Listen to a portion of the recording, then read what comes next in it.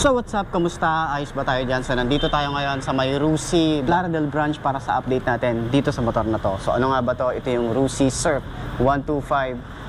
So umpisa na natin yung vlog para sa update natin dito sa motor na to. Ayos na ayos siya. Let's go! Moving silent, feel the violence, the excitement, I know the assignment. I'm taking over, I'm sick of mediocre. I'll be the closer, I got a different motor. I got a mission to win it, some ammunition to get it. Don't need permission to finish, got an addiction that's... So yun na nga mga best, nandito ulit tayo ngayon sa may Rusi Laredale branch para sa update natin. Meron tayong nakitang bagong kulay ulit na tong Surf 125. Ito yon, bago natin ikutan or i-walk around, check nyo muna yung itsura nya. Okay, tapos sabihin nyo sa akin kung meron ba kayo nakitang bago. So last time yung kulay black, tapos kulay yellow yung lining. Ngayon naman kulay red, and then kulay red din yung lining dito sa may bandang side view. Pero dati kasi ito yung itsura nung 125 na Surf. Ayan, maganda rin naman, or maganda na dati. Mas ano nga siya, mas robotic yung design niya compare ngayon. Medyo faded kasi yung datingan niya. So at least meron kayong mapagpipilian design, iba-ibang decals. Hindi naman inaalis ni Rusi yung iba. Meron pa nga dito Surf. Ito yung dati. Ganito yung tsura ng dati. 110. Ito 110 naman to. So dito rin 110, same lang din. Ito 125 din to. So marami silang 125cc rito, pero doon sa part na 'yon, sa bandang harap, meron tayong mga bagong kulay dito. Pero dito sa may Laredale is kulay red yung karamihan na bago. Doon naman sa may Pulilan, kulay black. Okay, so ikutan pa rin natin to para doon sa mga gustong kumuha na to. At least makikita nyo kung ano yung pinagkaiba noong mga 125 na napakita ko sa inyo before. Okay, so umpisa na natin yung ating vlog. Ayos na siya. So syempre sa kanyang headlight is bulb type pa rin naman tayo rito, pero sana yung mga upgrade para dito kay Rusi Surf is gawin tong mas futuristic tsaka LED para at least meron tayong mapagpipilian, 'di ba? Tapos FI, gawin na lang FI to, 'di ba? So ito nga pala ay Euro 3 na din. Pagbaba natin dito, makikita natin yung ating Rusi na logo, and then meron din silang Rusi na maliit dito. So sana tinanggal na yan. And yung kanyang style dito, meron tayong kulay gray, kulay black, and kulay red yung lining. Ayan, so faded siya yung design niya rito. Then ayan, meron tayong mga volts dito. So yung kanyang signal light nga pala is LED, and then yung kanyang park light, lightning design yung itsura niya. So sa kanyang front fender, bulky yung tingnan, tapos mahaba yung kanyang harap. Ayan, mukhang patulis ng ibon, and then mahaba din yung ating extension. Ayan, so pag kinapa natin yan, ito matte finish, ito naman glossy. So flexible, tsaka maganda yung mga plastic ngayon na ginagamit ni Rusi. Hindi siya yung mukhang malutong talaga. So naka-telescopic fork tayo rito, and may Rusi. So naka single disc brake tayo rito, naka dual pad caliper, naka mugs. Tube type pa rin naman to. Ang size dito ay 2.5 by 17. Ayan, so sana suggest ko lang din kay Rusi, sana bawas-bawasan natin yung sticker natin ng Rusi. Ang dami, mas okay sa akin yung minimalist lang. Maganda na yung mga design ng decal, okay na ako doon, wala na akong mapapalitan doon. Talagang goods na, no, sa mata, hindi siya mukhang sabog. So ayun nga pala, naka air cooled pa rin naman tayo rito, naka carb type pa rin tayo rito, and yung design dito is wave type talaga yung datingan. So ayan, may Rusi nga pala dito sa side, oh. Sana ito na lang yung maintain nila, yung Rusi dito. Ayan, so open part, meron din open part dito, and then combination ng kulay red and matte black. So sa kickstart, meron pa rin naman tayo rito kickstart, di naman inaalis yan. Tsaka kulay green yung paint job dito, oh. Kanyang makina, matte finish, and merong Rusi na naka-emboss. Malapad yung ating tapakan para sa kanyang rear brake pedal. Ayan, yung ating foot pegs, combination ng rubber and metal. So malapad din siya. Dito rin, malapad din yung ating tapakan para sa ating OBR. Then maganda rin yung alloy na ginamit dito, metal to. And kagandahan dito, yung paint job, sumasabay si Rusi. Sa kanyang tambucho, stylish yung datingan, meron tayong cover na metal to. And ito yung design or looks para sa kanyang muffler. Then naka dual shock tayo rito, hindi siya adjustable, kulay silver to. Nakalimutan ko kung anong kulay yung kulay black na na ganitong Surf 125. Hindi ko sure kung ano yung kulay ng shock niya, pero ito maganda yung paint job dito. Then naka drum brake tayo rito. Ang size nga pala dito sa likod ay 2.75 by 17. So naka mugs din tayo rito. And kagandahan yung ating mugs dito para siyang pinagtabasan, merong design na gano'n. So, yun nga pala, last time yung comment ko dito sa Surf na 125, di kasi masyadong halata yung ating 125 na decal dito. So, sana mas maliwanag pa siya or meron siyang red lining para at least basang-basa mo siya. Yun lang naman yung comment ko. So, sa ating grab bar, meron tayong Rusi na naka-emboss dito. Mukha siyang carbon fiber finish tsaka combination ng rubber.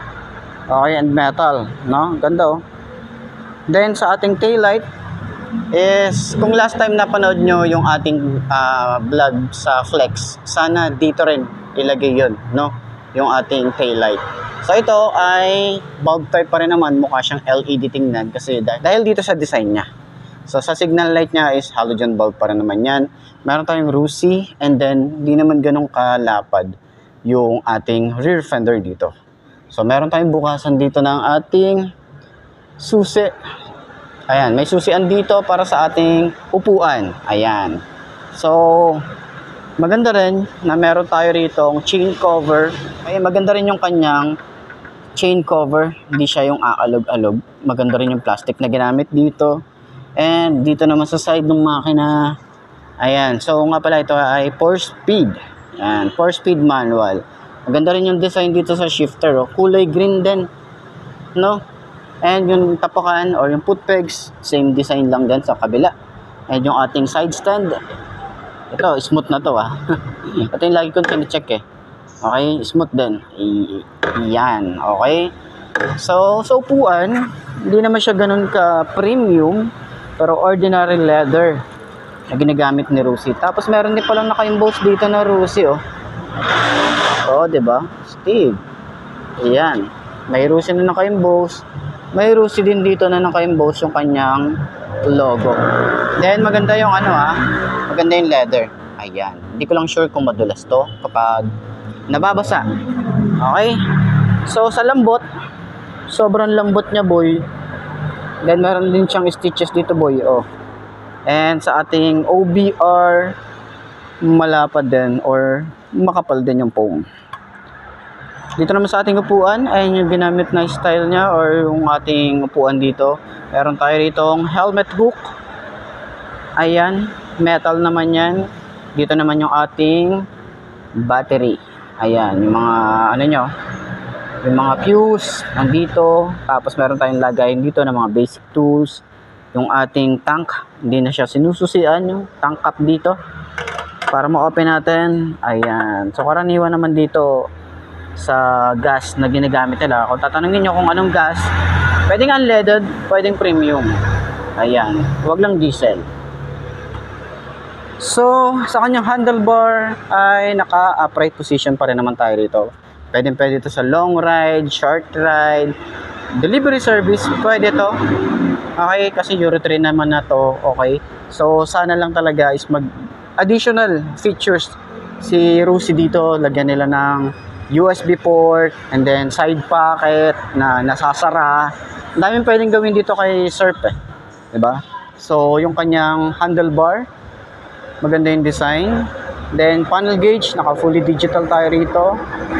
Makikita natin dito, gear indicator na 1, 2, 3, 4. And then, signal light, pag naka-high beam, RPM, tsaka speedometer.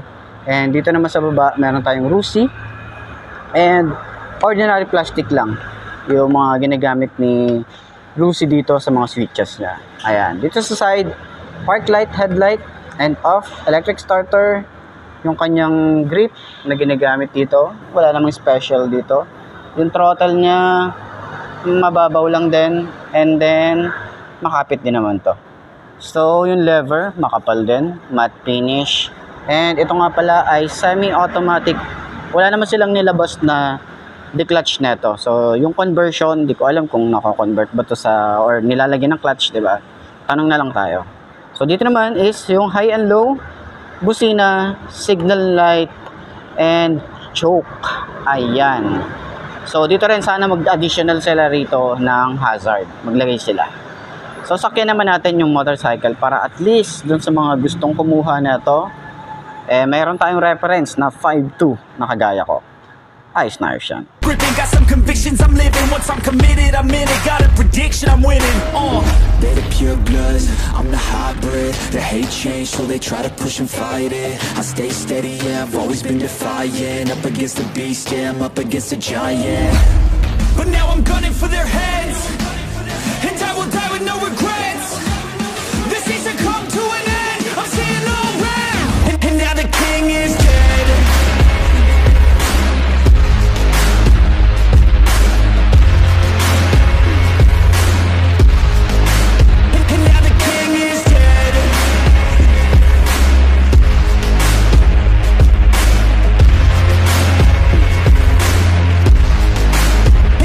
So, ayan, side stand natin muna bago natin sakyan. Yun, oh. So, ganyan ang itsura niya kapag naka-side stand. So, okay din. Mukhang hindi naman siya alanganin i-side stand sa mga delikadong lugar. Okay? So, 5'2" yung aking height. Pwede nyo gawing reference yung aking height para at least dun sa mga gustong bumili nito, nakagaya ko yung height, meron tayong reference. So, abot natin yan. Ayan, medyo bukaka lang talaga yung datingan natin dito kasi nga yung itsura ng ating foot pegs, ayan, nakabukaka talaga siya. Pero abot yan, kung tutusin, abot natin yan. Ganyan itsura. Okay? So, abot natin yan. Huwag tayong mag-alala. Huwag tayong mamblema sa simpleng bagay. Okay? So, pwede tayong umusad pa. Tapak natin yung isang paa natin dito dahil talaga namang nakaalalay dapat yung ating paa dito sa brake, lalo kapag nasa traffic tayo. Ayan. So, yung bounce check, okay. Maganda yung bounce. Sa likod, maganda rin yung bounce. Kita nyo naman, diba? Kita nyo yan, sagwa, diba? So, ayan. Sa kanyang turning radius, malawak pa yung ating clearance dito or meron pa tayong space kung ililiko natin ng todo. So, ating legroom, malawak talaga to. Pwede to sa mga matatangkad pa. Ayan. So, magaan yung motorcycle, madali siyang maneuver, okay, and para dun sa mga babae, pwede to. Kasi kung gagawin nyo itong pang delivery service or gagawin yung service kung saan mo kayo pupunta, pwede to. Hindi kayo mahirapan mag side stand, center stand, all goods. So, ayun na nga, ilalagay ko yung contact number nila. Tsaka yung details dito sa motorcycle na to, yung price ilalagay ko din. So, ayun na nga, baka trip nyo itong motorcycle na to para dun sa mga willing na bumili. Okay? So, puntahan nyo na lang sa pinakamalalapit na Rusi store sa lugar nyo. Ayos na ayos yan.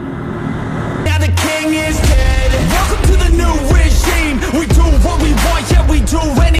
So yun na nga mga best, no? Ito na ba ang motor na babagi sa'yo? Kung ito na nga ay markahan mo na at mag-subscribe ka na sa aking YouTube channel, i-click mo na rin yung notification bell para updated ka sa lahat ng videos na na-upload natin dito araw-araw. So laging tatandaan, wala sa brand ng motor ang itatagal yan.